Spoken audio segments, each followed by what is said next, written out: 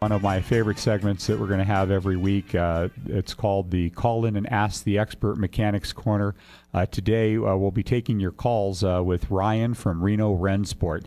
Get a pen and piece of paper handy, and we're going to have a topic today. The topic will be routine maintenance on your Porsche or BMW vehicles. Please keep your questions limited to today's topic, and if you have your pens ready, the phone number you're going to want to dial if you have any questions on that subject is 775-823-1920. Again, that's 775-823-1920. Ryan, I want to thank you for taking your time to be here and taking part in our commitment to educating consumers one car buyer at a time.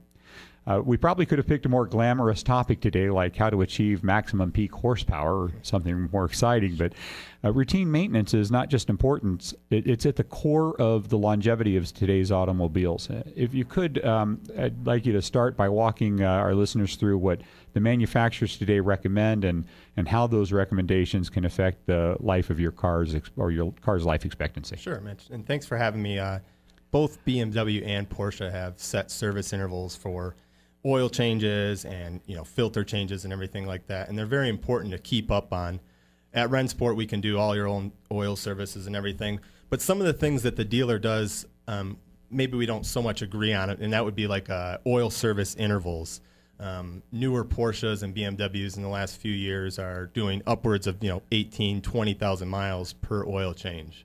Well, doesn't the environment that you live in have some impact on that? Weather conditions, dust conditions, extreme hots and colds. I mean, here in Reno, we have probably the hottest hot and the coldest colds of any other environment in our country. Totally. And I think, the dusty climate does something in the summer, too, where if you have an interval of 30K where you're supposed to replace an air filter, it should really be checked more often than that, too, because of the dusty climate we live in. Well, even the type of driving we're doing, if I'm towing and putting extra strain in a highway or city, I mean, there's got to be some impact on the real actual life expectancy of an oil. And oil, correct me if I'm wrong, it doesn't just come up one day and it's no longer there. It diminishes over time, right? Oh, definitely, yeah. It's the wear of the engine, and it's a big jump. 10 years ago, people were doing 3,000 or 5,000 miles on an oil change, and now we're suddenly at 20,000, and it's not so much that your engine can go that long, but to keep the manufacturer, cheap in those first couple of years in between your oil services. So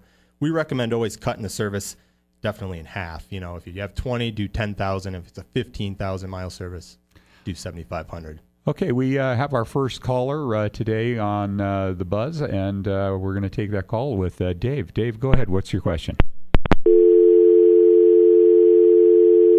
Okay. Thank you, Dave. Might try calling back in again if you're still there. Please try that one more time, 823-1920. We'll be happy to get you back on the show. We were talking about, oil and its life expectancies, and I guess I feel, and I've always believed that it's like how you take care of your own physical body. If you replace the oil on a regular basis, or if you feed your body quality foods, I mean, you're going to be healthier. And you're right. I have that same perception, and it's like I said, from years of being around and talking to experts like you about the oil and its real life expectancy. Well, and it's all the fluids too, really. The coolant and the brake fluid, they all need to be maintained. And that's what I was talking about. The factory has some extended service intervals. Oh, well, we'll get back to that call, Dave. We'll try to get you on here. Apologize for the inconvenience. The thing, though, is it's just like taking care of your body. And if you change those fluids frequently, you're going to keep the fluids clean, and they're going to be at their peak of, like I said, they diminish over time. And if you keep them fresh, they're at their peak of their quality. They're giving the most lubrication, and really you're increasing the life expectancy and reducing the risk of ultimately having problems with your vehicle. An oil change is fairly cheap, compared to an engine, down the road if you're not maintaining it correctly.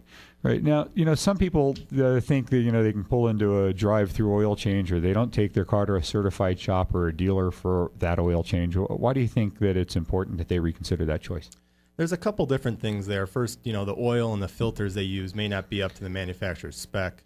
This can cause some more issues with warranty. If you had an issue where an engine had a problem and you were running the incorrect oil filter, you could possibly void the warranty there and not be covered. The other thing is, a lot of quick change shops just have, the guy that's learning the profession. He's looking at every sort of car every day.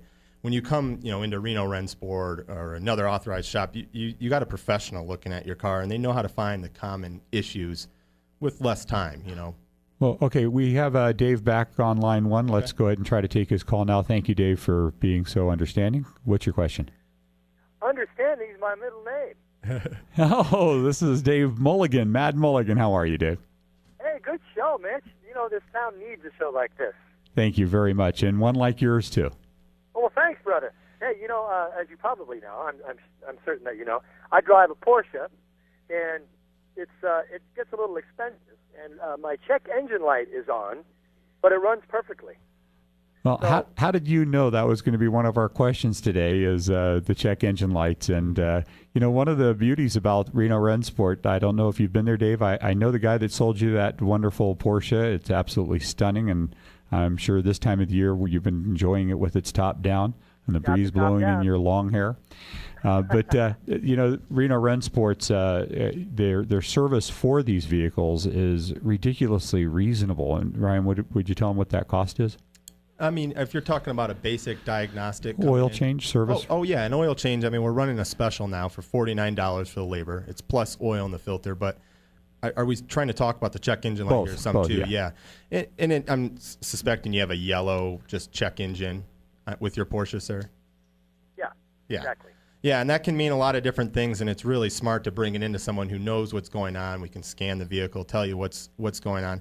If you've got a red light or something, you need to pull over and get the car towed in. But yellow lights can mean a lot of different things. If it's a check engine light, we've got something to check that's going on. If you've got an ABS light, you're not going to have a problem, but the ABS isn't going to work. The same thing with an airbag. So it's best to get into a shop, as soon as you can when you have a yellow light. If you've got a red, I would not drive the car for most reasons in general. Yeah, it's yellow. And, I guess part of the fear is that having a car like mine, it can be expensive.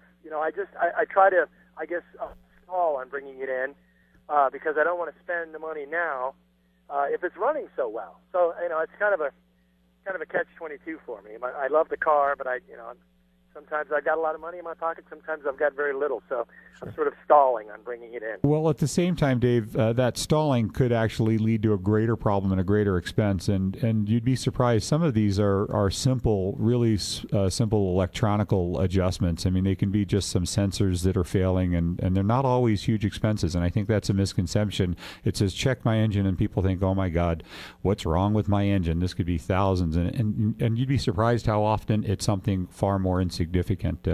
And the reason that Reno Rennsport is hosting the Ask the Expert Mechanics Corner is their technicians are so highly skilled when it comes to your Porsche and BMW vehicles, unparalleled. People send their engines from all over the country to China, have them everywhere. I mean, we're international with our motor building and with Porsches and everything. So. and All just right, well, yeah, you sold me. So, and I think, Mitch, maybe you can line me up with a $50 off certificate since I called First in on caller. the first day of your beautiful new show. we'll call that the first caller discount. And folks, Hey, and definitely. when it's time, I buy a car about every 2 years. I get a little bored, so I'm almost there. So I'll be listening. You can help me pick out and shop smartly for my next vehicle. Well, and folks, if you're listening in too, just please let these businesses know that you heard about them on the CarBuyer Advisor on the Buzz 1270 AM. Let them know that you're supporting their business practices. That will allow us to continue to bring you the information necessary for you to be an educated consumer. Mad Mulligan, take your car over to Reno Rennsport. Over there, they have one of the finest technicians I know of on the planet, and I mean that. Of anybody I've ever had the privilege of ever working with or knowing in this community. I'd call him the mad scientist, which we're talking about Matt Lawrence. And then, of course, Steve is over the... We got 50 years combined experience between the two guys All in right, Porsches. well, you sold me. I'm gonna be bringing it in. Excellent. And then you guys keep up the good work. I love the show, Mitch. You sound great. Thank you very much, Dave. You have a great All right. day. Thanks for calling. Thanks, guys. Keep up the good work. Thanks. Now, back to the questions I have for you, Ryan. And if you are still listening in and you have a question, 823-1920, 823-1920. I know it's not winter yet, but it is just around the corner, and a lot of people some of them will drive their car through the winter and need to start making those preparations of, changes in antifreeze, et cetera. And some people want to store their car through the winter, and they need to know some things about how to do that properly. Would you help us with that? Sure. I think, most important, we'll go, I guess, into the cars you drive through the winter first. And coming in for an oil change, we can check things like your cooling system, where that point is that it's going to freeze. It's a very important aspect of the cooling system. The other thing to look at, I would say, is tires. I mean, we're out here in real mountains with big snow, and tires are very needed if you're climbing up and down the hill. Preparing an emergency kit, I think, is a smart thing. I'm from the Midwest. These mountains are intimidating. If you were locked out there in the night by yourself, you would want something to get through. But you have the good tires, keep pushing. So. Well, I want to thank you again for being a weekly supporter of our show and being willing to come into the studio and take our listeners' calls.